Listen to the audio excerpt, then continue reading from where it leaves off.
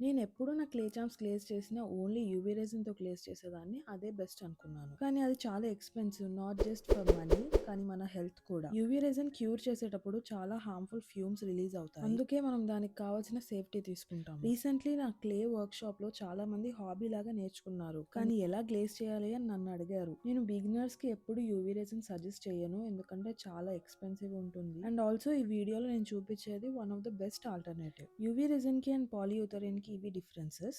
So చార్మ్‌ని నీట్‌గా isopropyl ఆల్కహాల్‌తో క్లీన్ చేసుకొని డైరెక్ట్ బ్రష్ తోటైనా బ్రష్ చేయొచ్చు. లేకపోతే డైరెక్ట్ డిప్ చేసేయొచ్చు. వన్స్ డిప్ చేశాక ఎక్సెస్ అంతా కిందకి వచ్చేస్తుంది. ఈ ప్రాసెస్ ఇంకొంచెం ఫాస్ట్ అవ్వాలని నేను ఒక స్ట్రా తీసుకొని బ్లో చేస్తాను. లేదంటే మీరు బ్రష్ తోటి కూడా ఎక్సెస్ ని తీసేయొచ్చు. ఇలా ఒక 2 అవర్స్ ఎయిర్ డ్రై చేస్తే మన చామ్ రెడీ అయిపోతుంది. మీరు కావాలంటే 2 కోట్స్ కూడా వేసుకోవచ్చు. బిగినర్స్ కి అయితే నేను ఇదే సజెస్ట్ చేస్తాను. ఒకవేళ మీరు బిజినెస్ లాగా చేస్తున్నారు అంటే యూవీ రెసిన్ యూస్ చేయొచ్చు. చాలా మంది స్మాల్ బిజినెసెస్ ఇవి కూడా యూస్ చేస్తున్నారు.